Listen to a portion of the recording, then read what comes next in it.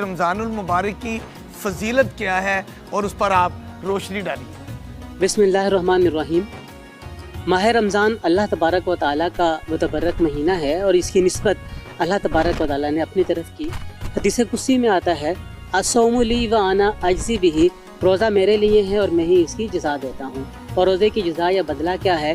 پھر حدیث مبارکہ میں آتا ہے من صام رمضان ایمانا و احتسابا قد غفر له ما تقدم من ذنبی، جس آدمی نے ماہ رمضان کے روزے ایمان اور احتساب کی کیفیت میں رکھے اس کے گزشتہ سارے گناہ معاف کر دیے گئے۔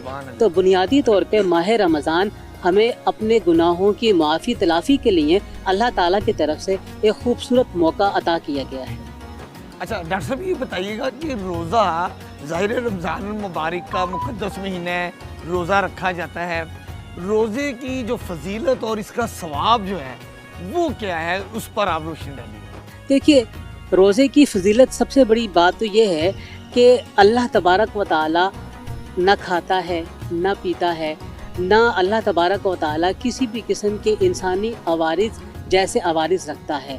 تو اللہ تعالیٰ کی طرح کا ایک انسان روزے کی حالت میں جب ہوتا ہے، نہ وہ کھا رہا ہوتا ہے نہ وہ پی رہا ہوتا ہے، اور وہ اپنی تمام نفسانی خواہشات پہ قابو پا کے رکھے ہوئے ہوتا ہے، گویا وہ اللہ تعالیٰ کے اخلاق کے ساتھ اپنے آپ کو متصف کر رہا ہے۔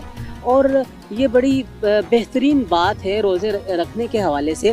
ایک طرف یہ جسمانی طور پہ انسان کو تندرست، توانا، چاق و چوبند کر دیتا ہے اور اس کے جسم سے فیٹس کو ختم کرتا ہے، تو دوسری طرف اس کی روح کو جلا بخشتا ہے اور اس کی روح میں ایسی قدوسی کیفیات پیدا ہو جاتی ہیں، روحانی منازل آ جاتی ہیں کہ وہ اپنے آپ کو اللہ تعالیٰ کے بہت قریب تر محسوس کرتا ہے۔ تو جو روزے کی عبادت ہے یہ انسان کو پرہیزگار کرتی ہے باقی عبادت کی طرح، اور اس پرہیزگاری کا جو سب سے ترہ امتیاز یہ ہے کہ نہ صرف یہ پرہیزگاری عطا کرتی ہے ایک طرف، بلکہ دوسری طرف انسان کے درجات اور مقامات میں اضافہ بھی کرتی ہے۔ بہت اچھا۔ ڈاکٹر راغب نعیمی صاحب، اب یہ بتائیے گا کہ لوگ ہم دیکھتے ہیں کہ مختلف جگہوں پہ روزہ کھلواتے ہیں، دسترخوان لگتے ہیں، اور مساجد میں بھی، مدرسوں میں بھی، اور شہر کے مختلف مقامات پر بھی روزہ جو شخص کھلواتا ہے اللہ رب العزت کے ہاں اس کا کیا درجہ ہے، کیا مقام ہے؟ نبی کریم صلی اللہ علیہ وسلم نے حدیث مبارکہ میں روزہ کھلوانے والے کے بارے میں مقامات اور درجات کا ذکر فرمایا ہے، اور جو مقام ذکر کیا گیا ہے کہ جس طرح روزہ رکھنے والوں کو ثواب ہوتا ہے، روزہ کھلوانے والے کو بھی اسی طریقے کا ثواب ملتا ہے، اور روزہ رکھنے والے کے ثواب میں بھی کسی قسم کی کمی نہیں آتی ہے۔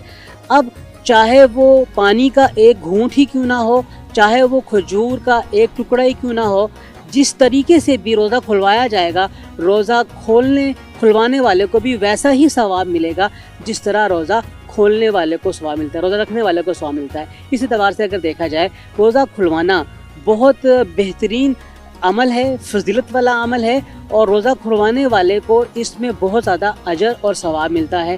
اور ہمیں کوشش یہ کرنی چاہیے کہ ہم اپنے دسترخوان کو وسیع کریں اور اس میں دیگر لوگوں کو بھی دعوت دیں کہ وہ آئیں اور ہمارے دسترخوان سے فیض یاب ہوں۔ اسی طریقے سے دارالعلوم جامعہ نعیمیہ میں ہر سال مخیر حضرات کے اور احباب کے تعاون سے کم و بیش 150 سے لے کے 200 طلباء کے لیے یہاں پہ روزہ کھلوائی کا انتظام کیا جاتا ہے۔ اس میں ان کے لیے دودھ ہے، شربت ہے، کھجور ہے، پھل وغیرہ کا اہتمام کیا جاتا ہے، اور یہاں پر طلباء روزہ کھولتے ہیں اور اس کے بعد پھر دعا کرتے ہیں اللہ وحدہ لا شریک کے حضور کہ جنہوں نے اس کا اہتمام کیا ہے اللہ تعالیٰ اپنی رحمات اور برکات کا ان کے اوپر نزول فرمائے۔ ڈاکٹر صاحب، یہ بتائیے گا کہ عموماً ہم دیکھتے ہیں کہ روزہ رکھتے وقت کہ جی ابھی روزہ کھلنا ہے، مغرب کی اذان کے بعد اتنا لمبا ٹائم ہے، پیاس بھی لگ سکتی ہے، بھوک بھی لگ سکتی ہے، تو ہم ٹکا کے کھانے کھاتے ہیں۔ یہ کھانا سحری کے وقت جو ہے وہ کتنا کھانا چاہیے؟ ویسے آپ ڈاکٹر MBBS ڈاکٹر تو نہیں ہیں، آپ ماشاءاللہ آپ کا اپنا مقام ہے، دینی نقطہ نظر سے ذرا دیکھیے اتنا کھائیں جتنا آپ کا جسم آسانی کے ساتھ برداشت کر سکے۔ ہمارا جسم کوئی اونٹ کی طرح کا نہیں ہے کہ وہ منو پانی پی جائے گا اور وہ بعد میں پیاس محسوس نہیں کرے گا۔ ہمارے جسم کا ایک میکانزم ہے اور اس کی ایک اناٹومی ہے جس کی وجہ سے اندر آنے والے پانی نے اپنے وقت کے مطابق خارج ہو جانا ہے۔ تو اس میں یہ نہیں ہے کہ وہ شام تک پانی جو ہے وہ چلتا رہے گا، بلکہ پانی نے تو نکل جانا ہے، وہ 10 بجے تک نکل جائے گا، 12 بجے تک نکل جائے گا، اور اس کے بعد کا جو وقت ہے وہ تو انسان کو پیاس بھی برداشت کرنی پڑے گی، بھوک بھی برداشت کرنی پڑے گی. تو اس اعتبار سے انسان کو اتنا ہی لینا چاہیے غذا اور کھانا جتنا وہ آسانی سے اس کو ہضم کر سکے، اور نہ کہ ہم روزہ تو اس لیے ہے کہ ہم چاقو چبند ہو جائیں. لیکن یہ بڑی عجیب سی بات ہے کہ روزے ختم ہو تو پتہ چلا جی ہمارا 5 کلو وزن بڑھ گیا ہے. ظاہر ہے جب آپ صبح پراٹھے کھائیں گے اور شام کو اور وہ رات کا جو سالن ہے کڑائی گوشت، اب تو لوگ ہوٹلوں میں ریسٹورنٹس میں جا کے ٹکا کے بوفے کھاتے ہیں. آپ کا نقطہ نظر یہ ہے، آپ یہ کہنا چاہ رہے ہیں کہ جو مرضی کھائیں اعتدال کے ساتھ اور اتنا کھائیں جتنا آپ آسانی کے ساتھ اس کو برداشت بھی کر سکیں، ہضم کر جتنا آپ کا سکیں. معدہ ہے اتنا اس میں ڈالیں. یہ نہیں کہ اس میں 2 کلو کڑائی ڈال دی جی یا پورا گوشت ہی کھا لیں. اور وقت پہ نماز عشاء اور تراویح پڑھنے کے بعد وقت پہ سو جانا چاہیے. بالکل سونا چاہیے تاکہ صبح اٹھ کے سب سے پہلے تہجد کی آپ عبادت کریں، تہجد کی نماز ادا کریں آپ. زبردست. کیونکہ ماہ رمضان میں تہجد کی عبادت انسان ایک مسلمان انتہائی آسانی سے ادا کر سکتا ہے. بہت شکریہ ڈاکٹر راغب نعیمی صاحب، بڑی خوبصورت باتیں بتا رہے تھے. آپ کا یہ کہنا تھا کہ جو روزہ رکھنا ہے اس کا ثواب تو اللہ رب العزت نے دینا ہے، جو روزہ کھلواتا ہے اللہ رب العزت اس کو بھی اتنا ہی ثواب دیتے ہیں جتنا روزہ رکھنے والا ہے.